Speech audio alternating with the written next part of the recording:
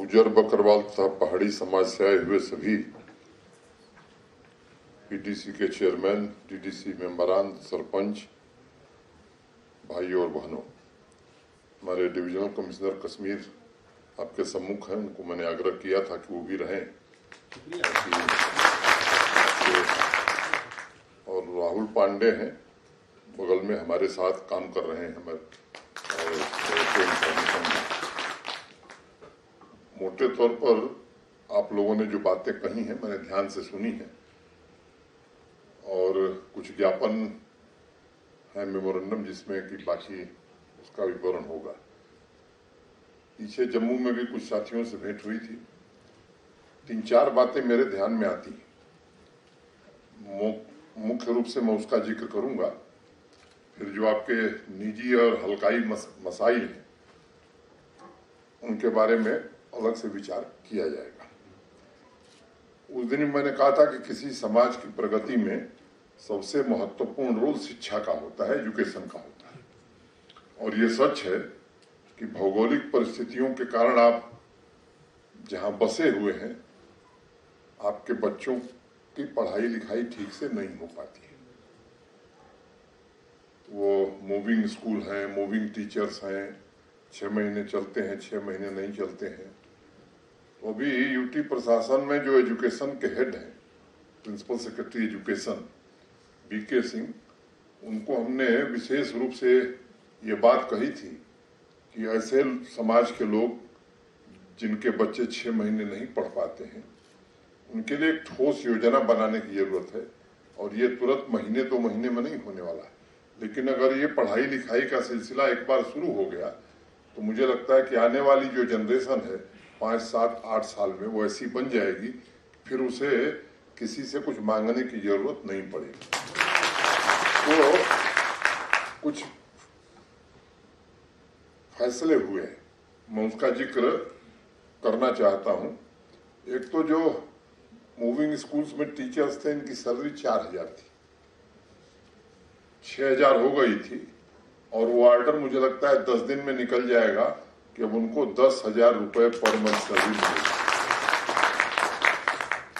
दूसरा, जो बच्चे बर्फ गिरती है वो नीचे चले आते हैं, लोग पढ़ते नहीं, तो उनके असेसमेंट का एक कॉम्प्रिहेंसिव प्रोग्राम शिक्षा विभाग ने बनाया है कि जब वो छुट्टियों में 6 महीने नहीं जाते हैं स्कूल, जब बैक फिर से स्कूल आते हैं, तो लर्निंग आउटकम उनका कैसा रहा है और क्या ब्रिज कोर्स करा के जो 6 महीने का नुकसान हुआ है उसको कैसे भरा जा सकता है, इसकी भी एक व्यवस्था कराई गई है।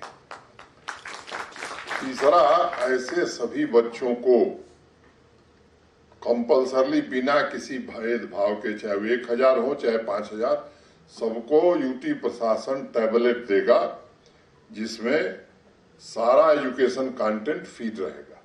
बात समझ गए आप? प्री लोडेड कंटेंट शिक्षा का, कि स्कूल नहीं चल रहा है तो टैबलेट लेके घर में भी अपना वो बच्चे पढ़ रहे हैं।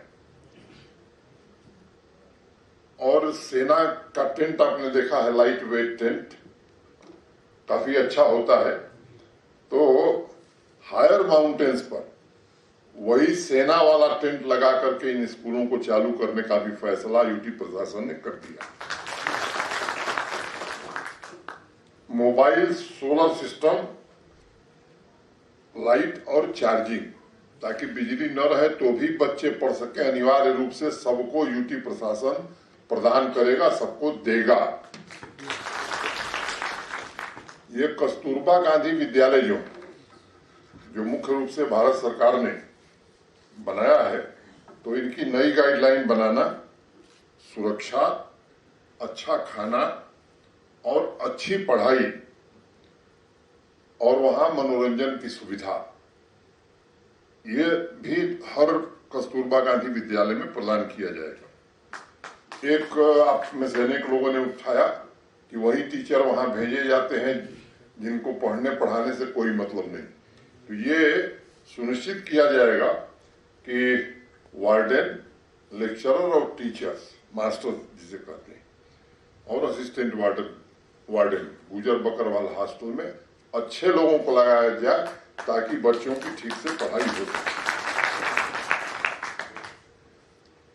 एक 9 रेजिडेंशियल स्कूल स्थापित किए जाए इस कम्युनिटी के लिए, इसका प्रस्ताव विचाराधीन है।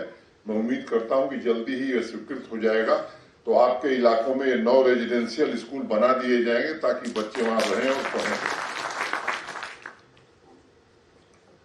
फॉरेस्ट राइट एक्ट मुझे बताने की जरूरत नहीं है, पूरा प्रशासन पूरी तरह से उसमें लगा हुआ है और ये सुनिश्चित हम करेंगे कि वो पूरी तरह से ईमानदारी से लागू हो जाए। ट्राइबल मिनिस्ट्री की बहुत सारी स्कीम्स हैं, किन्हीं कारणों से वो लागू नहीं हो पाती थी। पीछे जब आप में से कुछ लोग मिले थे तो मैंने कहा था कि आप वही के बीच का कोई आदमी अब उस काम को देखेगा, तो कल ऑर्डर निकल गया है जो डीसी श्रीनगर साहिब इकबाल थे, उन्हीं को ट्राइबल का चार्ज दिया है और उनको ये भी कहा है कि भाई जरा ठीक से जितनी स्कीम है सब लागू हो जाए जमीन पर, इसके लिए काम करिए। पॉलिटिकल और एम्प्लॉयमेंट में रिजर्वेशन आप लोगों को पहले से मैंने दिया जा चुका है। एक रिजर्वेशन में प्रमोशन का मसला किसी ने उठाया था, ये विशेष संज्ञान में है और चीफ सेक्रेटरी यूटी के पूरी तरह से ध्यान में रख रहे हैं और मुझे लगता है कि वो ठीक दिशा में जा रहा है, तो आप उसके लिए निश्चिंत हो सकते हैं। एक बात आई है कि सेना में और सिक्योरिटी फोर्सेस में बॉर्डर एरिया का स्पेशल रिक्रूटमेंट ड्राइव, तो बात करके उसे आने वाले दिनों में निश्चित रूप से करा दिया जाएगा ताकि आपके नौजवान उस काम को कर सकें, मैंने नौकरी मिल सके।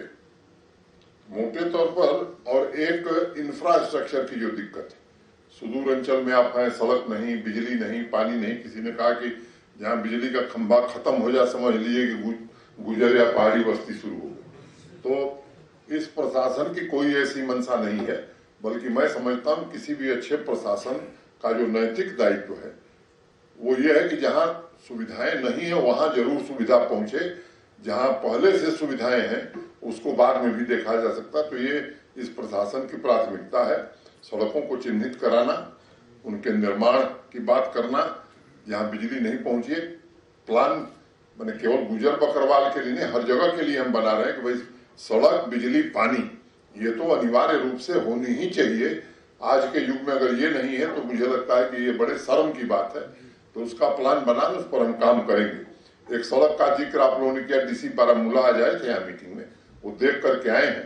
जो कुछ होगा डिविजनल कमिश्नर साहब देख करके जो उसका वाजिब हल होगा वो जरूर करा दिया जाएगा। ये किसी के कहने से कानून नहीं चलता, देश में कानून का राज है और जो कानूनन सही होगा वो निश्चित रूप से होगा। मोटे तौर पर कुछ जगहों पर अस्पताल या बाकी सारे अनेक मसाइलें एक एक पर मैं राय दूं ये ठीक नहीं है। ये सच है कि उन समस्याओं को लिखा गया है और उसमें से अब आज आप मिले हैं, 2 महीने बाद कहेंगे साहब 2 महीना हो गया, तो थोड़ा धैर्य भी रखिएगा। कुछ ऐसी चीजें हैं जो तुरंत हो जाएंगी, कुछ है जिनमें समय लगेगा, लेकिन ये हम आपको ईमानदारी से भरोसा देना चाहते हैं कि हम सबकी नीयत ये है कि जो समाज का जो वर्ग पीछे रह गया विकास की धारा से, उसको विकास की धारा में कैसे आगे लाया जा सकता है। और ये सच है कि इस देश के लिए आप सबका योगदान बहुत ज्यादा है और मैंने उस दिन भी बताया था श्रीमती माली का किस्सा, उस गुजर महिला का जिसके कारण पुंछ अगर भारत के साथ है तो उस महिला की ही देन है। ऐसे अनेक किस्से हैं। मुझे लगता है कि एक बात और साफ करना मैं चाहता हूं कि यहाँ जो भारत के साथ है वही रहेगा, भारत के साथ जो नहीं उसके लिए कोई काम यहाँ का प्रशासन नहीं करने वाला है। ये बात मैं बहुत जोर देकर के कह रहा हूँ। वो जमाना लग गया, आजाद हिंदुस्तान में हम लोग और आजाद जम्मू कश्मीर में। यहाँ भारत का संविधान लागू है और संविधान सबको समान अधिकार देता है, वो सभी अधिकार लोगों को मिले, इसका हर प्रयास प्रशासन के स्तर पर होगा। कुछ लोग हैं वो भी सुधर जाएंगे, मुझे लगता है कि उनको भी धीरे धीरे समझ में आ रहा होगा, और नहीं समझ में आ रहा होगा तो उनको समझा दिया जाएगा। आप सबका मैं खैर मकदम करता हूँ। यहाँ राहुल पांडे जी ने आप जो कुछ आपने कहा है उसको नोट भी किया है और जो आपके ज्ञापन है वो ले लिए जाएंगे। थोड़ा समय दीजिएगा, उसमें से छांट करके जो होने लायक है उसे तुरंत प्राथमिकता पर कराया जाएगा। बहुत बहुत धन्यवाद।